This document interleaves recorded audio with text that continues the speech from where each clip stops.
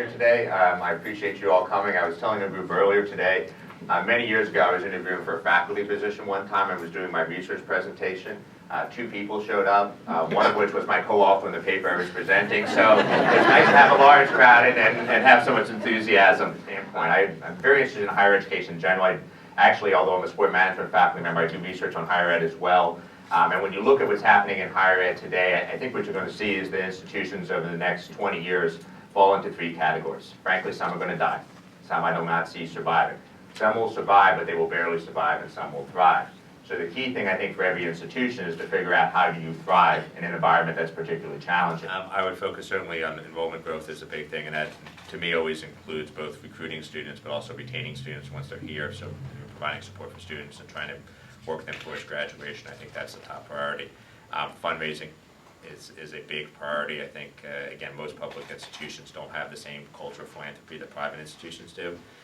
We need to be changing that and moving more in that direction. Third thing I think is that, again, identifying for people what is special about Winthrop.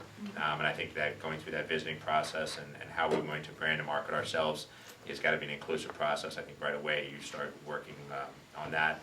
I also think there's a lot that can be done with the relationship with Knowledge Park and the College Town initiative. I think all of those things are things almost from the beginning, are going to be priorities. And I think there's huge benefits both to the institution and to the community if you do that well. My question is, what are two strengths and two weaknesses that you would have about your husband? Yeah. About him as a president or as a person? As a potential candidate of the president. I think the first thing, and I think I speak to this as a wife, is his decency as a person. He really is so good with people. Compassionate, kind, caring. He was the big man on campus in high school. He was captain of the football team. He was valedictorian. But the best thing about him is he would go and he would go sit with the kids that were very unpopular during their lunch. And I think that speaks to who Dan is as a person. I think that speaks to how he would be as a president. He's unbelievably efficient. And always early, which me and the kids don't find as appealing. Maybe that would be one of the negatives.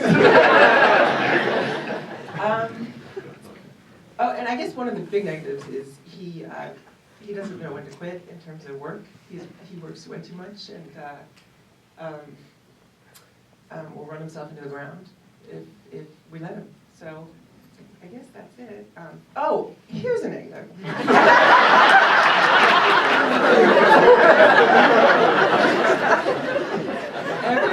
Everybody always talks about how calm he is and how he doesn't lose it.